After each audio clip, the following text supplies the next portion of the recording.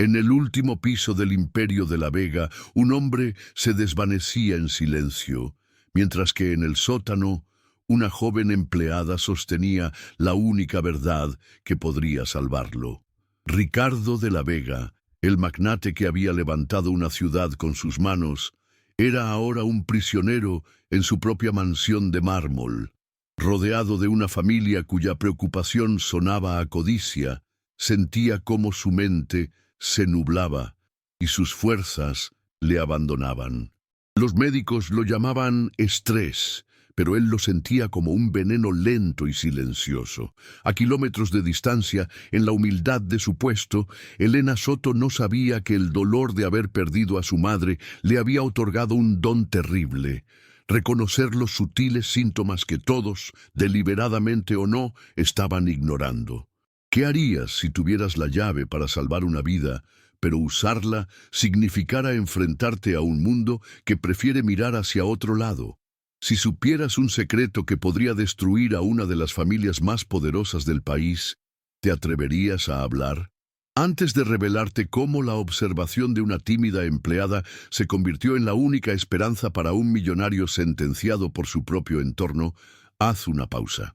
Si tú también crees que el coraje de una sola persona puede reescribir el destino, toca el botón de me gusta para apoyar esta lucha y suscríbete. Lo que viene a continuación cambiará para siempre tu idea sobre la justicia y las segundas oportunidades. Aquella tarde, el conflicto latente se hizo dolorosamente visible. En el suntuoso comedor de la mansión de la Vega, Ricardo intentó servir un vaso de agua, pero su mano tembló sin control, derramando el líquido sobre el impecable mantel de lino. «Tranquilo, papá, es solo el cansancio», dijo su hijo Javier con una falsa solicitud, mientras intercambiaba una mirada de triunfo con su tía. Para ellos, cada signo de debilidad era un paso más cerca de su objetivo. Mientras tanto, a kilómetros de allí, en la penumbra del archivo, Elena revisaba un vídeo corporativo. Su corazón se detuvo. Vio el ligero temblor en la mano de Ricardo, la forma en que su boca se torcía sutilmente al hablar. Eran los mismos signos, las mismas señales que los médicos de su madre habían ignorado hasta que fue demasiado tarde. Un terror helado la invadió.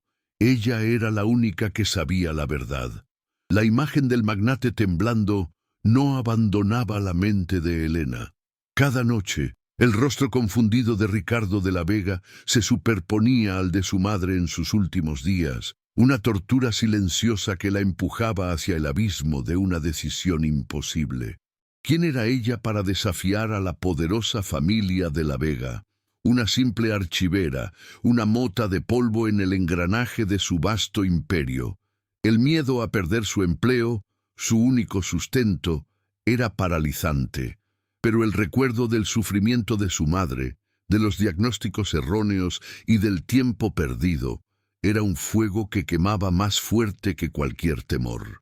Con las manos temblorosas, pero el corazón lleno de una resolución inquebrantable, buscó en los archivos antiguos un contacto directo, una dirección de correo electrónico olvidada que Ricardo usaba para quejas directas, un canal que nadie más recordaría.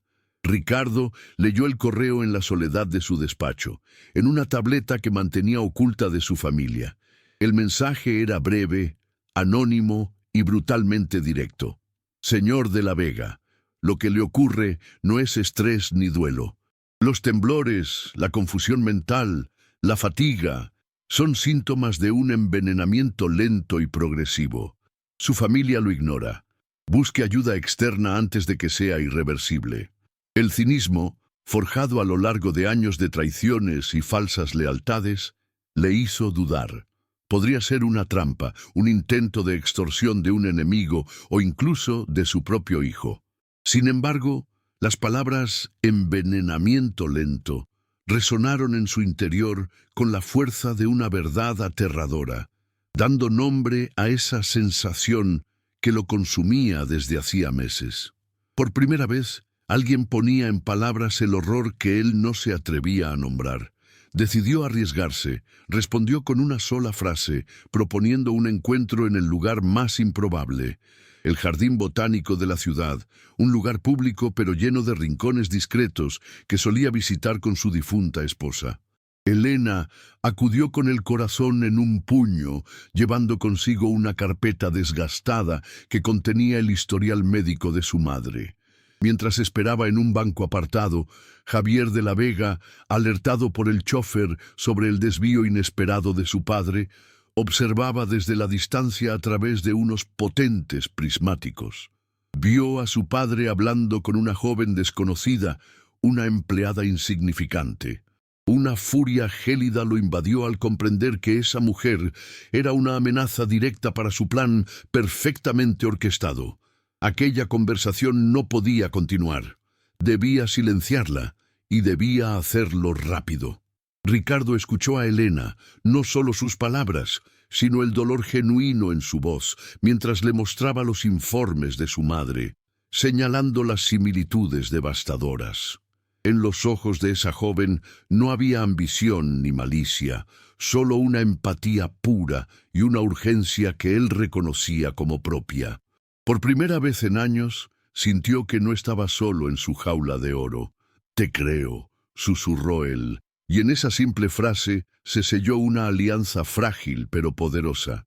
Le pidió que encontrara un médico de confianza, alguien completamente ajeno a su círculo, y le entregó un pequeño teléfono desechable para comunicarse. Mientras la esperanza renacía tímidamente entre ellos, la sombra de Javier se alargaba, planeando ya cómo cortar de raíz aquel incipiente vínculo que amenazaba con arrebatarle la fortuna que consideraba suya por derecho. La respuesta de Javier no se hizo esperar. A la mañana siguiente, con una furia fría y calculadora, irrumpió en el Departamento de Recursos Humanos. No necesitó levantar la voz. Su mera presencia, cargada de una autoridad gélida, fue suficiente para sembrar el pánico. Elena Soto, del archivo. Despido inmediato por violación de la cláusula de confidencialidad, sentenció, arrojando una carpeta sobre el escritorio del director, que palideció al instante. La acusación era una farsa, un pretexto tejido con mentiras para eliminar la amenaza. Para Javier, esa joven no era más que un insecto que se había atrevido a perturbar su red, y él estaba decidido a aplastarla antes de que pudiera alertar a nadie más. En su mente, era un acto de limpieza necesario para asegurar el futuro que le pertenecía. Elena fue convocada a una sala de reuniones impersonal. Las palabras «incumplimiento grave» y «pérdida de confianza» flotaban en el aire como un veneno, pero ella apenas las oía. Su mente solo podía procesar la imagen de la caja de cartón que le entregaron para recoger sus pocas pertenencias. Mientras caminaba por los pasillos que hasta ayer eran su rutina, sintió las miradas de sus compañeros, una mezcla de lástima y curiosidad. Ya en la calle, el ruido de la ciudad la golpeó como una bofetada. Sola, desempleada y marcada, sacó el teléfono desechable. La pantalla estaba en negro. Ninguna llamada, ningún mensaje. Un pánico helado la atenazó. Ricardo no la había contactado. Quizás Javier ya había ganado. Quizás la había creído una impostora y la había desechado como a un pañuelo de papel. De vuelta en su modesto apartamento de Vallecas, con el corazón hecho añicos, se encontró con su vecina, Consuelo, una mujer mayor de ojos amables que regaba sus geranios en el patio común. Al ver el rostro devastado de Elena y la caja en sus manos, lo comprendió todo. «No dejes que esos buitres te hundan, niña», le dijo con una voz sorprendentemente firme. Consuelo había trabajado como doncella en la mansión de la Vega años atrás, hasta que Leticia, la tía de Javier, la despidió sin motivo. «Esa mujer nunca fue de fiar», continuó, bajando la voz, «siempre rondando, preparando unos tés de hierbas muy extraños para la señora Sofía, la difunta esposa de don Ricardo. Decía que eran para calmarla, pero yo siempre pensé que la adormecían demasiado». Una nueva y terrible sospecha se abrió paso en la mente de Elena. ¿Y si el plan no había empezado con Ricardo? Justo cuando la desesperanza amenazaba con consumirla, el teléfono desechable vibró en su bolsillo. Era un mensaje de Ricardo, corto pero cargado de una furia contenida. Acabo de enterarme. Esto es la prueba definitiva. No estás sola. Confía en mí. Unos minutos después, el teléfono sonó. La voz de Ricardo al otro lado ya no era la de un hombre frágil, sino la de un león herido y dispuesto a luchar. Han cometido un error, Elena.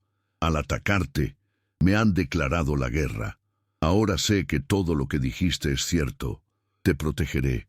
Busca a ese médico. Encuentra la verdad. Juntos haremos que paguen por cada una de sus mentiras, empezando por las que le contaron a mi querida Sofía. El ataque de Javier no los había separado. Los había unido en un pacto de acero, forjado en la injusticia y alimentado por un deseo irrefrenable de justicia. Impulsada por la promesa de Ricardo, Elena se movió con una celeridad que nunca antes había conocido. Desempolvó un viejo contacto de su agenda, el doctor Mateo Herrera, un amigo de la infancia que ahora trabajaba como residente en un hospital público de la periferia, lejos del alcance y la influencia de los de La Vega. Con la voz temblorosa pero firme, le relató la historia, omitiendo nombres, pero no la urgencia de la situación.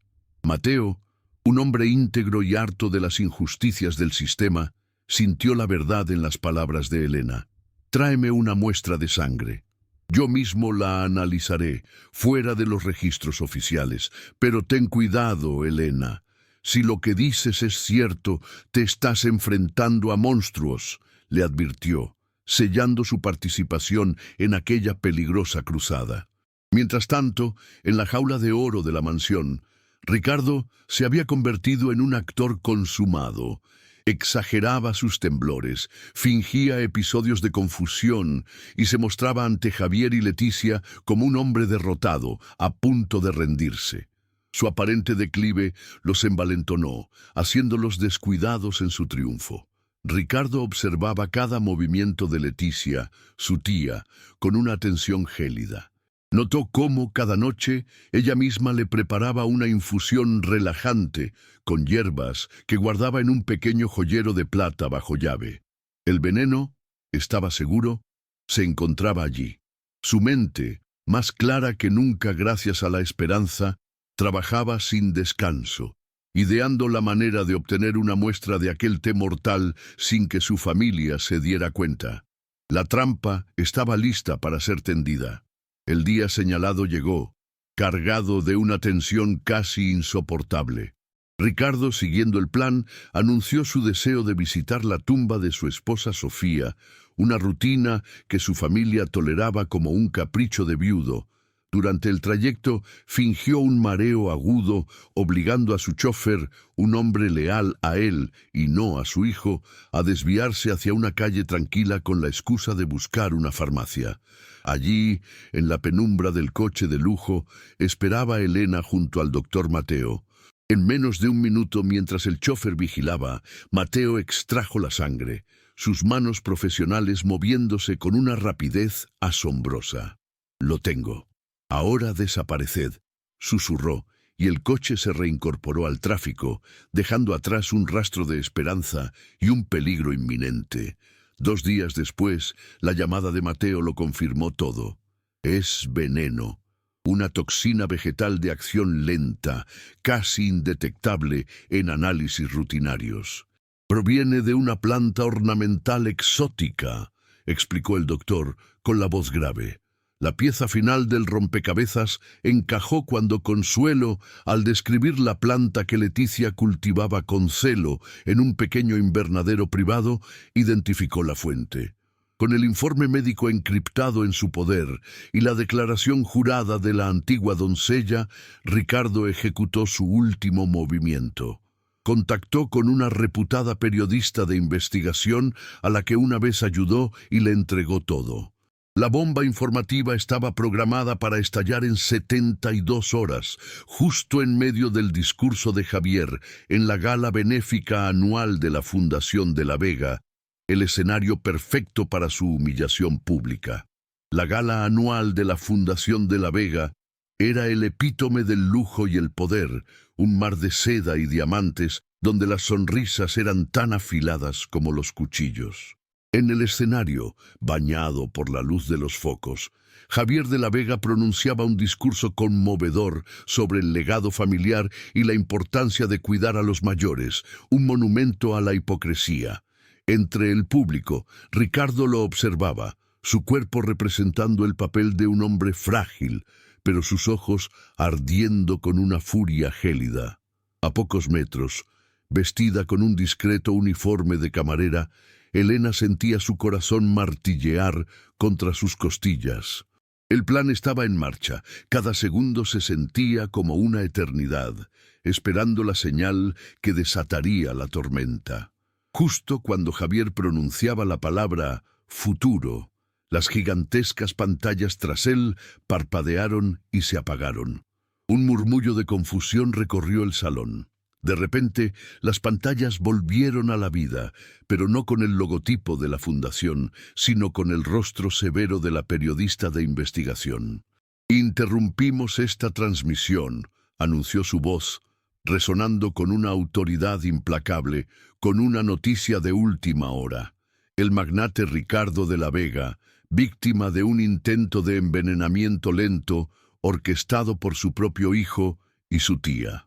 Las pantallas se llenaron con titulares, fotos del informe toxicológico de Mateo y la imagen de la planta venenosa. La cara de Javier se descompuso, pasando del triunfo a un pánico desnudo. Leticia ahogó un grito, su mano volando a su boca en un gesto de puro terror. Entonces, un silencio sepulcral fue roto por una figura que se levantaba lentamente de la mesa principal. Ya no era el anciano encorvado y tembloroso, sino Ricardo de la Vega en toda su imponente estatura. «¡Basta de mentiras!», su voz retumbó por el salón, cargada de una fuerza que nadie esperaba. Señaló a Javier y a Leticia. «No solo intentasteis robar mi empresa y mi vida, intentasteis profanar la memoria de mi esposa, Sofía, sugiriendo que yo la había olvidado, cuando erais vosotros quienes la envenenabais con vuestros malditos tés». Luego, sus ojos buscaron y encontraron a Elena entre la multitud. «Y esa mujer, a la que despediste y humillaste, tiene más valor, lealtad y humanidad en su corazón que toda vuestra estirpe junta». La humillación fue instantánea y total. Antes de que Javier pudiera articular una defensa coherente, las puertas del salón se abrieron para dar paso a varios agentes de policía que se dirigían directamente hacia su mesa. Los flashes de las cámaras de los periodistas, que ahora entraban en tropel, estallaron como relámpagos, capturando la caída del heredero. Javier balbuceaba negaciones, pero su rostro desencajado era una confesión en sí misma. Leticia, pálida como un fantasma, no opuso resistencia, su arrogancia hecha añicos. Mientras eran escoltados fuera del salón, convertidos en el escándalo del año, las miradas de Ricardo y Elena se encontraron a través del caos. En ese cruce silencioso no había solo gratitud, sino la promesa de un nuevo comienzo, forjado en la verdad y la justicia. El eco de las sirenas se desvaneció, dejando tras de sí un silencio sobrecogedor en el opulento salón. Los invitados, antes cómplices silenciosos de una farsa, ahora se dispersaban con la vergüenza grabada en el rostro.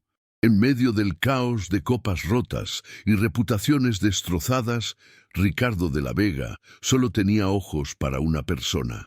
Atravesó la sala con una determinación que no había mostrado en años y, sin importarle las miradas curiosas, se detuvo frente a Elena. Ella seguía allí con su uniforme de camarera, un ancla de humildad en un mar de vanidad. Él tomó su mano, no la de una empleada, sino la de su salvadora. «Se acabó», susurró él, su voz quebrada por la emoción. Gracias a ti, todo vuelve a empezar. La justicia fue tan rápida como implacable. Las pruebas eran irrefutables. Los informes toxicológicos, el testimonio de Consuelo y las transacciones bancarias que revelaban el desvío de fondos. Javier y Leticia fueron condenados a largas penas de prisión, despojados de sus títulos, su herencia y su libertad. El imperio de la Vega se tambaleó, pero no cayó. Ricardo, con una energía renovada, tomó las riendas con firmeza. Su primera decisión fue llamar a Elena a su despacho, no para ofrecerle su antiguo puesto, sino para crear uno nuevo a su lado, en el Consejo de Administración. Tu integridad es el cimiento que esta empresa necesita, le dijo, sellando no solo un pacto profesional, sino el inicio de una vida compartida, construida sobre la verdad más pura. Un año después, el sol de la primavera bañaba los jardines de una finca restaurada en las afueras de Madrid. No había multitudes ni flashes de cámaras, solo el murmullo feliz de unos pocos amigos verdaderos. Elena, con un sencillo vestido blanco que irradiaba luz, caminaba hacia un Ricardo cuyo rostro ya no conocía la sombra del dolor. Sus sonrisas eran la prueba de que el amor podía nacer de las cenizas de la traición más cruel. Mateo y Consuelo, sentados en primera fila, lloraban de alegría. Los votos que intercambiaron no fueron solo palabras, sino la culminación de una lucha compartida, la promesa de un futuro donde la confianza era el único tesoro que importaba. La mansión de La Moraleja fue vendida.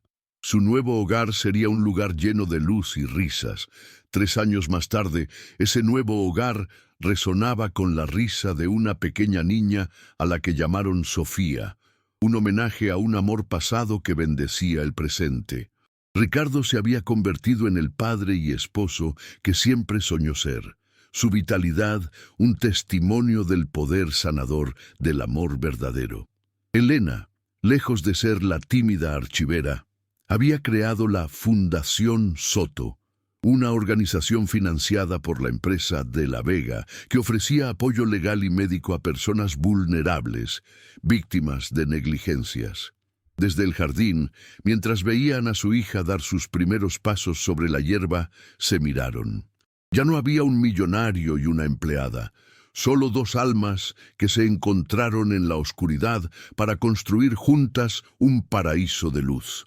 La historia de Ricardo y Elena es la prueba irrefutable de que el destino no está escrito en piedra, sino que se forja con cada acto de valentía y cada latido de un corazón sincero.